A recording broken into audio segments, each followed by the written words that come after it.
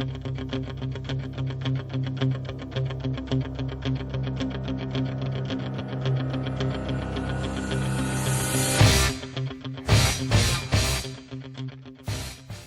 to Eye on the Tigers News. I'm Ashley Clement. Thanks for being with us today for the news we've been watching for you. President Donald Trump is not considering firing the special counsel investigating Russian election interference, a top White House lawyer said, after a cascade of Trump tweets revived chatter that the deeply frustrated president may be preparing to get rid of the veteran prosecutor. The late Sunday statement from White House lawyer Ty Cobb came after top congressional Republicans warned of repercussions if Trump fires special counsel Robert Mueller, who was looking into contacts between Trump's 2016 campaign and Russia and Russian meddling in the presidential election. In a series of weekend tweets, Trump jabbed directly at Mueller by name for the first time. The president challenged the investigation's existence and suggested political bias on the part of Mueller's investigators. Trump has long been frustrated by the lengthy and intensifying probe and insists his campaign did not collude with Russia to influence his election in his favor.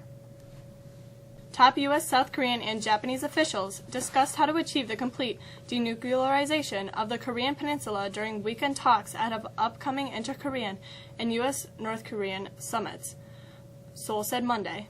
South Korean officials who visited Pyeongchang recently say North Korean leader Kim Jong-un agreed to hold talks with South Korean President Moon Jae-in in late April. Seoul says Kim proposed meeting with the President Donald Trump, who agreed to meet him by the end of May. The developments have raised hopes for a potential breakthrough in the North Korean nuclear crisis. U.S. and European officials on Sunday called for Facebook chief executive Mark Zuckerberg to explain how personal information about tens of millions of users ended up in the hands of a data analysis firm that worked for President Donald Trump's 2016 campaign, without the permission or knowledge of the vast majority of those affected. News reports about Facebook's role in the aggressive form of data collection also have raised serious questions about whether the company violated a landmark consent decree with a federal watchdog agency designed to prevent privacy violations. Facebook has denied violating the agreement with the FTC, which did not respond to requests for comment Sunday. But the surge of political and regulatory scrutiny over the weekend again turned a harsh spotlight on a company that has been scrambling to protect its reputation since allegations emerged about Russian agents using the social media platform in an attempt to manipulate American voters during the 2016 election season and beyond. The latest revelations concern how people working for Cambridge Analytica, which the Trump campaign paid at least $6 million to assist in its digital operations, used an app to gather research on 270,000 users in 2014 and 2015. 2 people were injured in another explosion in Texas's capital Sunday night, and police are not ruling out a connection to the 3 previous explosions that detonated earlier this month elsewhere in the city. The latest blast occurred around 8:30 p.m. in a suburban neighborhood known as Travis Country in southwest Austin, far from the previous 3 that were all in residential areas in the eastern part of the city, and investigators didn't immediately confirm what caused it. But Police Chief Brian Manley repeated previously issued warnings for residents not to touch any unexpected packages left at their homes. A New York City firefighter who helped evacuate hundreds of people during the September 11th terror attack has died of cancer. Thomas Phelan was 45. Family and friends told the New York Daily News that Phelan died from cancer linked to the toxic fumes at Ground Zero. The Uniformed Firefighters Association of Greater New York says more than 170 firefighters have died as a result of illnesses related to the World Trade Center attacks. Phelan was a captain of a Statue of Liberty ferry during the 2001 attack. He helped in the evacuation of Lower Manhattan and ferried rescued workers and supplies to the scene. It could be worse, that is, the weather could be worse. Spring begins on Tuesday, but it won't feel like it. Here's Matt with the weather.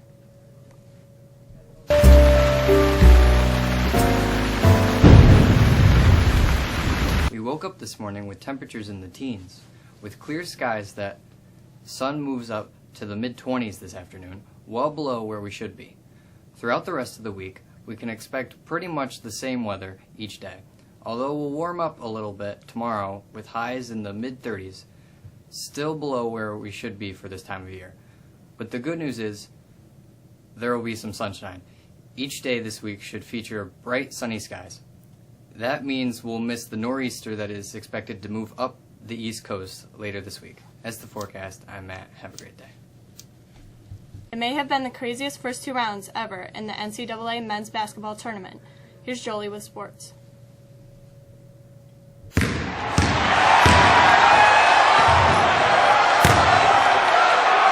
One word succinctly describes what transpired so far in the NCAA tournament: madness. But even that's probably underselling it. A comeback for the ages by Nevada, an entire region left without a top 4 seed in the Sweet 16 for the first time in tourney history.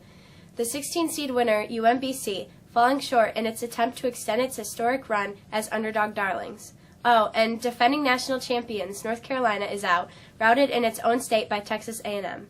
And that was just on Sunday, when number 1 seed Xavier was bounced to a memorable zany first 2 rounds, even by March Madness standards, set up what could be another wild 2 weekends in a tournament where anything can become reality. And of course, let's not forget the Syracuse Orange, who according to many, weren't even deserving of making the tournament, are now headed to the Sweet 16 after an unlikely 55-53 win against Michigan State in Detroit. The Orange once again used their patented 2-3 zone defense to make the game ugly.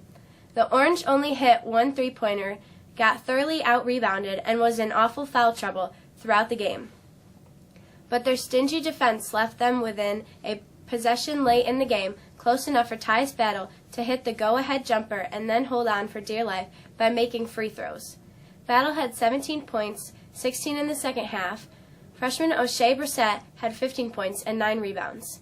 2 9 seeds are left, 2 11 seeds are left, including SU, and 3 5 seeds remain. Only top seeds to advance were Villanova and Kansas. SU will meet up with familiar foe Duke on Friday with a 9:47 tip from Omaha, Nebraska. The 2018 Iditarod Trail Sled Dog Race finished Saturday morning as Magnus Catlinborn of Whitehorse, Yukon, crossed the finish line in Nome at 11:13 a.m. He claimed the Red Lantern Award, given to the last finisher.